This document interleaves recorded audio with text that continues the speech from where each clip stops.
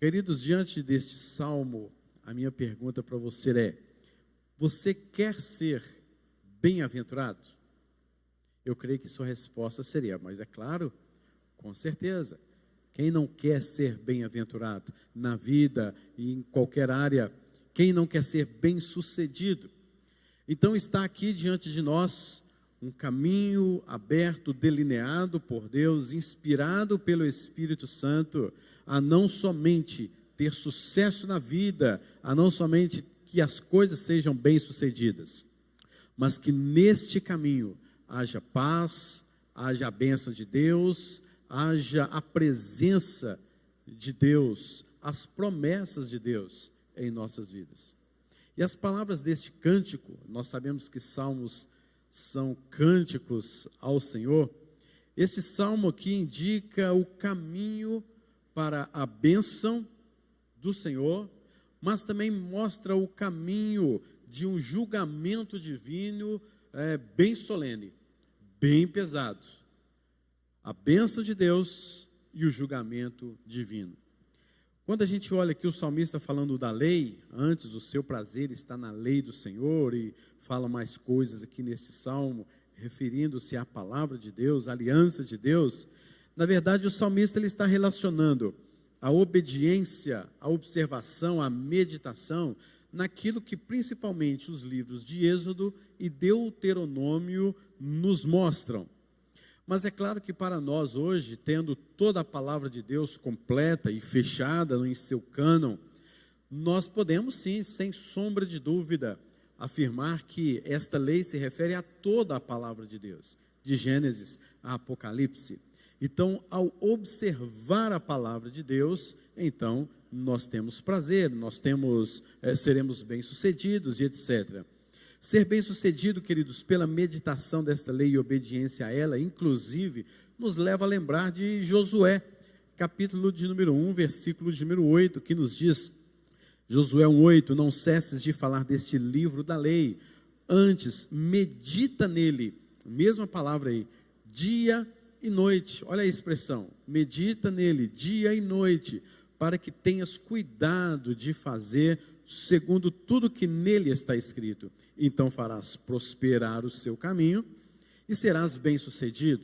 Então não somente o autor deste salmo se refere ao fato de obedecer, de meditar na lei do Senhor, leva à bem-aventurança, leva a sermos bem-sucedidos, mas o próprio livro de Josué, Deus falando com Josué, de fato mostra-nos que meditando na palavra dia e noite, ou seja, em obediência, seremos bem-sucedidos.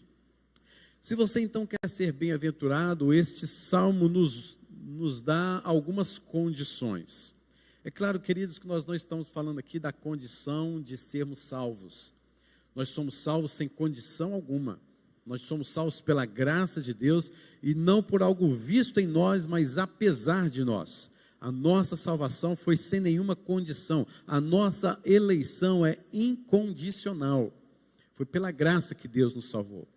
Mas é exatamente o fato, então, quando Deus nos salvou, Ele nos separou. Esta separação, Ele nos salvou, então Ele nos separou. Mas também é claro para nós o fato de que nós agora, tendo a mente de Cristo, tendo o Espírito Santo de Deus habitado em nossas vidas, que habita em nossas vidas, nós temos plena certeza que nós precisamos de nos santificar. E então a santificação, de fato, é o desejo do Espírito Santo, por isso ele chama Espírito Santo em nosso coração, e ele nos dá forças, é ele que abre as nossas mentes, é ele que conduz-nos ao fato de que aquilo que eu cometi, que aquilo que eu falei, a atitude que eu tive, não condiz com a vontade de Deus descrita na sua palavra. Então o Espírito Santo que habita em mim, ele anda junto com a palavra de Deus, e é a palavra de Deus que me conduz. É tanto que o Salmo 119, ele todo, 176 versículos, tem lá referências acerca da palavra de Deus. Uma das mais conhecidas, Salmo 119, 105, lâmpada para os meus pés é a tua palavra e luz para os meus caminhos. Então, neste Salmo 119, 105, nos mostra que, de fato, para sermos bem-sucedidos, precisamos da palavra de Deus em nossas vidas. E esta é a primeira condição. Para que nós sejamos bem-aventurados, devemos ser dirigidos pela palavra. Dirigidos pela palavra de Deus. O povo de Israel era um povo separado. Era um povo que Deus, diante de diversas nações, Deus separou o povo de Israel e diz a este povo: agora, pois, se diligentemente ouvirdes a minha voz, Êxodo 19, versículos 5 e 6, e guardardes a minha aliança, então sereis minha propriedade particular ou peculiar, dentre todos os povos, porque toda a terra é minha, e vós me sereis como reino de sacerdotes e nação santa. Então Deus separou este povo para que esses então buscassem a santificação, a santidade no Senhor, e o mesmo se aplica ao povo de Deus hoje também, com certeza. Nós estamos no mundo, mas não somos do mundo. João capítulo 17, a oração sacerdotal de Cristo. E assim, queridos, observando então o versículo de número 1, ele nos mostra: bem-aventurado o homem que.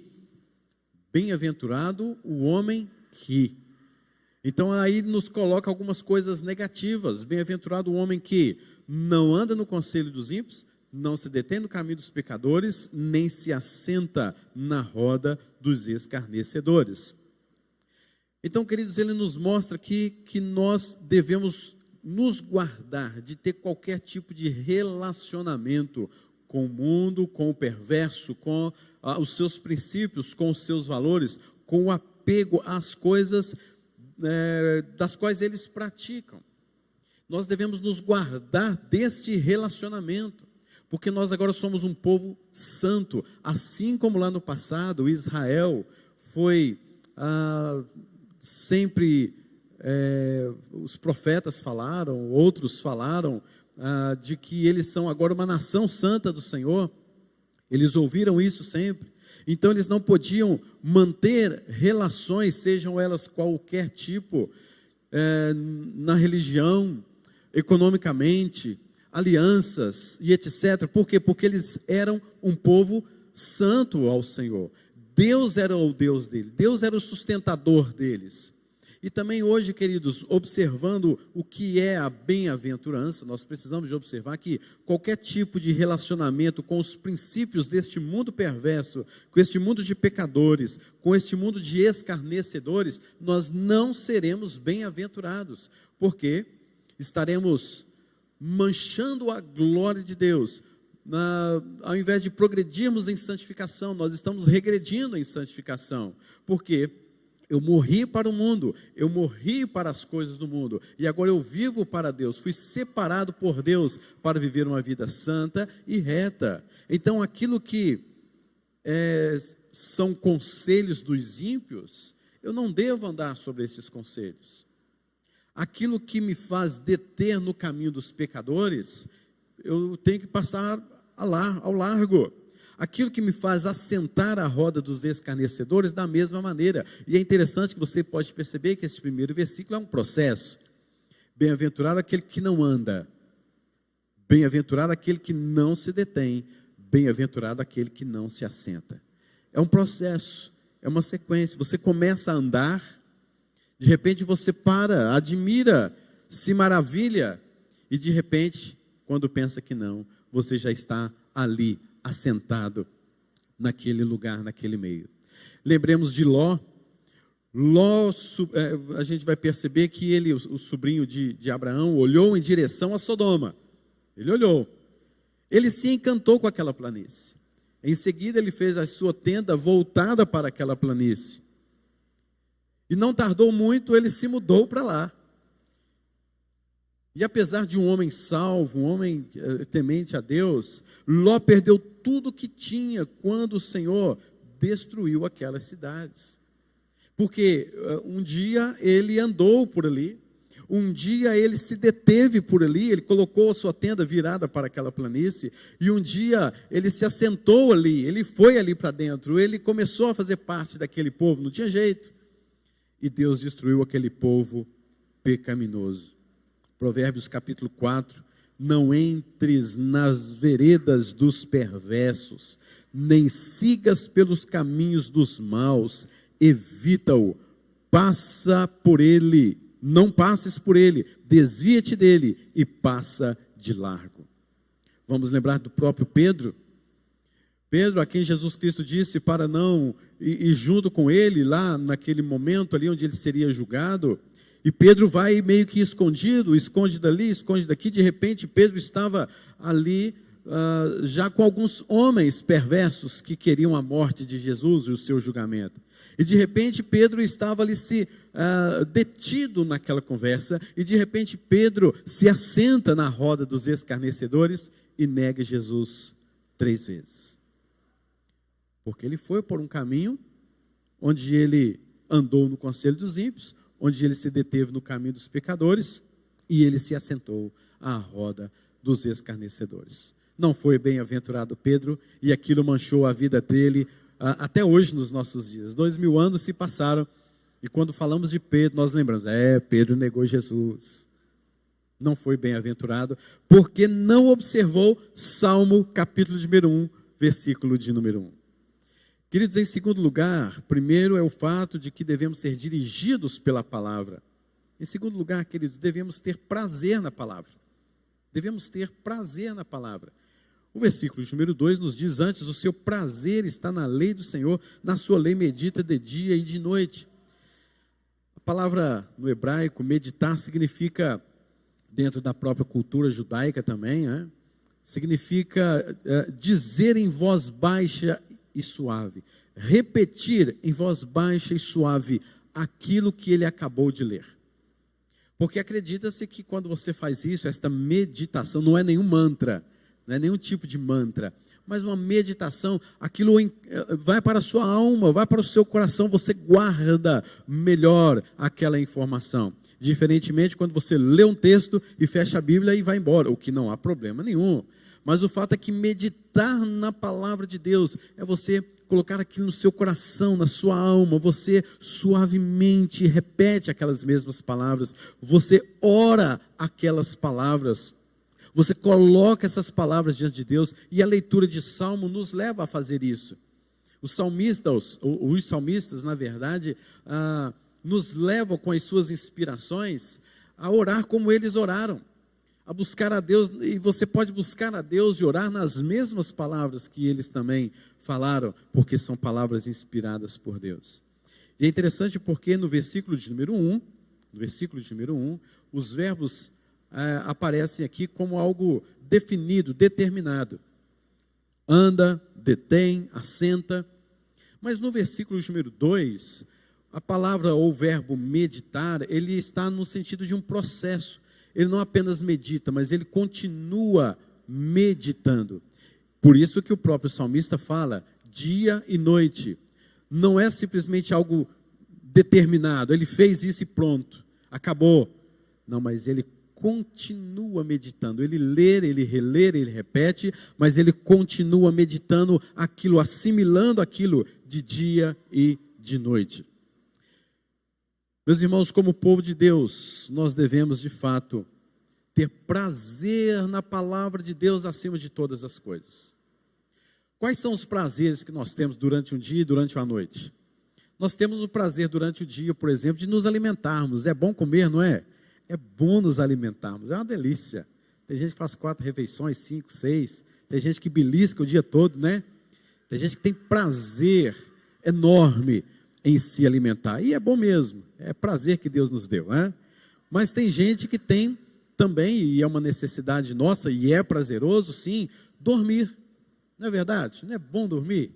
Tem dia que você está com aquela canseira, né? Você chega em casa, você se deita na cama, no sofá, e você deita aquele sono tranquilo, acorda no outro dia descansado. Como é bom dormir. É um prazer. Também, queridos, outras coisas que deveria, pelo menos, nos dar prazer, é o fato do nosso trabalho, ter prazer em trabalhar, porque, afinal de contas, é o meio pelo qual Deus nos deu para o nosso sustento. Trabalhar deve ser prazeroso, Tem muitas pessoas que reclamam do trabalho, que denigrem a imagem do seu trabalho, não gostam do seu trabalho, mas não percebe que está com um coração ingrato, porque Deus, na verdade, deu esse trabalho para ele. E trabalho até então deveria ser um prazer em nossas vidas. Outra coisa que nos dá prazer são as nossas amizades, os nossos amigos, pessoas com as quais nos relacionamos, colegas. Talvez não são tão amigos assim, mas é bom nós nos relacionarmos com pessoas. E os salmistas, eles vêm colocando, queridos, no decorrer dos salmos, que eles têm prazer na palavra mais do que o alimento. Salmo 119, 103 nos diz: quão doces são as tuas palavras ao meu paladar, mais do que o mel à minha boca. Perceba então que alimentar é muito bom, mas melhor ainda é a palavra de Deus, sobre a qual nós meditamos dia e noite. Por isso o jejum significa isso. Eu tenho mais prazer na tua lei, na tua doce presença. Também os salmistas colocam sobre o sono: lembro-me, Senhor, do teu nome, durante a noite observo a tua lei. Durante a noite é bom dormir, é uma delícia, é um prazer, mas durante a noite eu acordo e medito na tua palavra, observo a tua lei, porque é prazeroso. E por aí se vai, também falando sobre as riquezas: mais me regozijo com o caminho dos teus testemunhos do que com todas as riquezas, com todo o meu sustento. Como é bom você ter o que tem, não é verdade? É um prazer enorme, fruto do trabalho que Deus te concedeu, não é fruto do seu suor, fruto do trabalho que Deus deu a você. E que prazer, que coisa boa, ter o que temos hoje. Melhor do que tudo isso que eu tenho prazer, acima de tudo, na palavra do Senhor. E ainda, queridos, o salmista então nos fala antes: o seu prazer está na lei do Senhor. Prazer, queridos, aqui nos diz que o seu prazer não está em andar no conselho dos ímpios, não está em se deter no caminho dos pecadores, não está em se assentar na roda dos escarnecedores. É melhor, queridos, o nosso prazer é muito melhor. Nós temos prazer naquilo que me faz sentir-me perto e em intimidade com Deus. Quem sabe no meu quarto, com a porta fechada, com a porta trancada, buscando a presença de Deus, buscando a palavra de Deus. Isso é muito melhor do que estar na presença de qualquer homem, de qualquer multidão.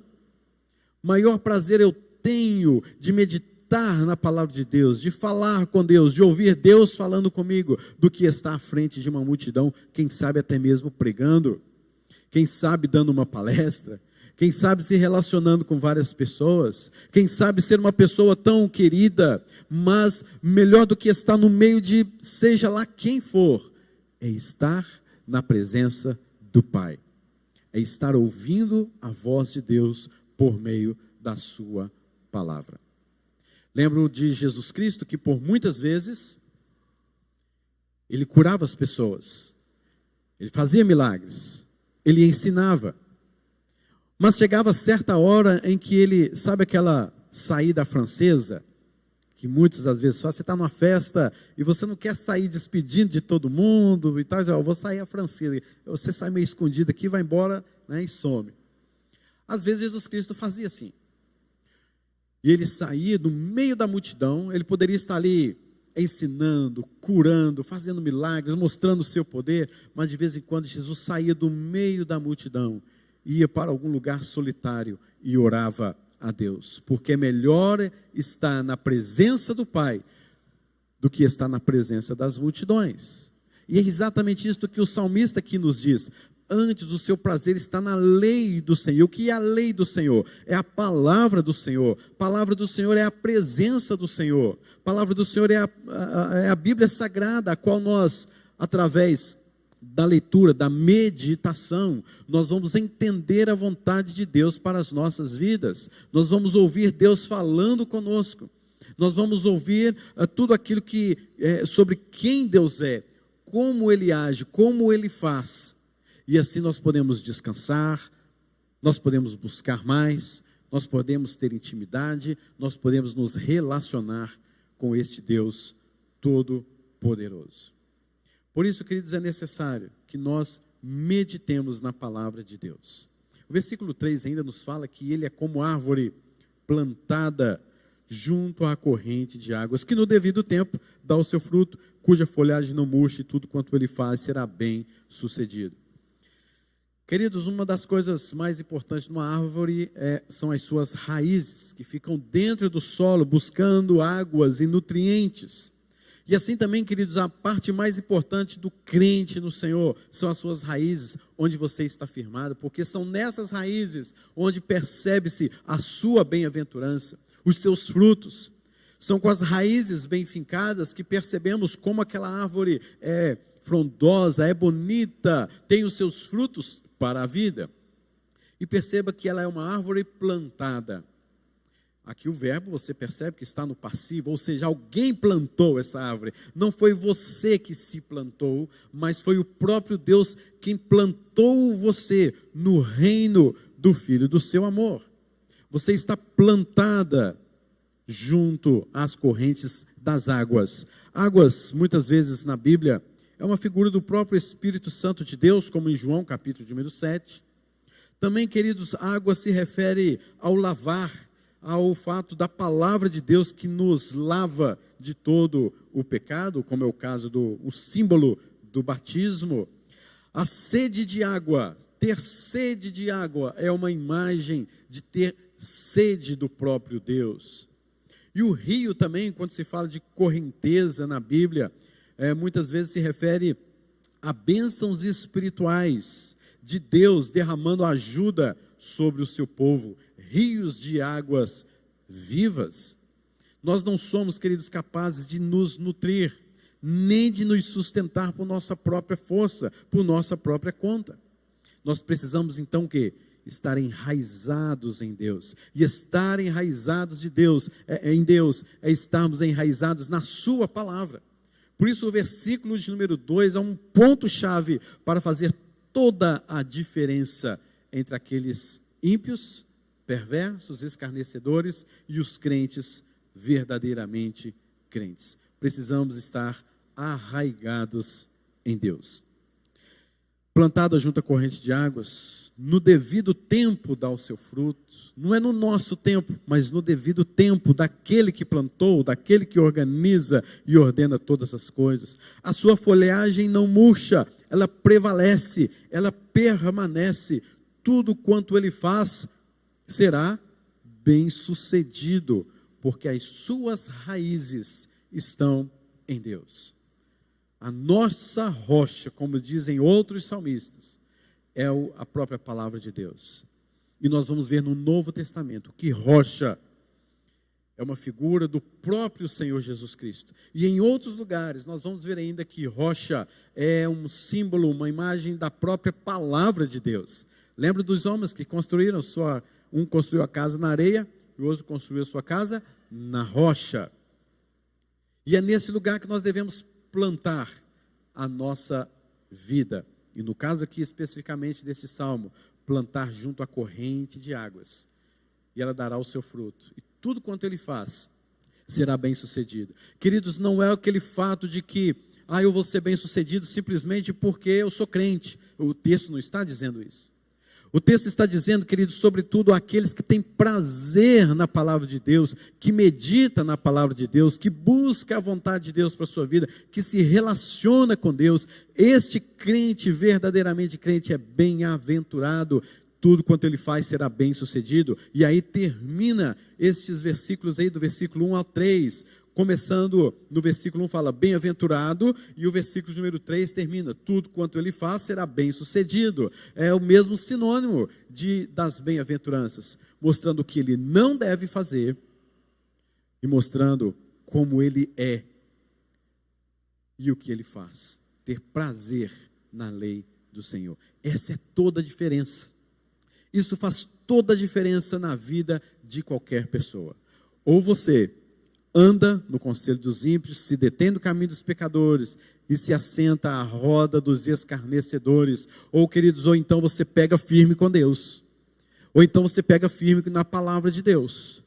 Ou então você pega ali o conhecimento acerca de Deus revelada nas Escrituras para edificar a sua vida, para fortalecer o seu coração, porque uma coisa, queridos, é que nós não podemos andar na onda da igreja de Laodiceia, nós não podemos andar na onda da igreja de Corinto, não podemos andar na onda da igreja dos Gálatas, mas devemos estar firmes na palavra do Senhor, nunca nos desviando dela, tendo prazer na lei do Senhor. Sabe por quê?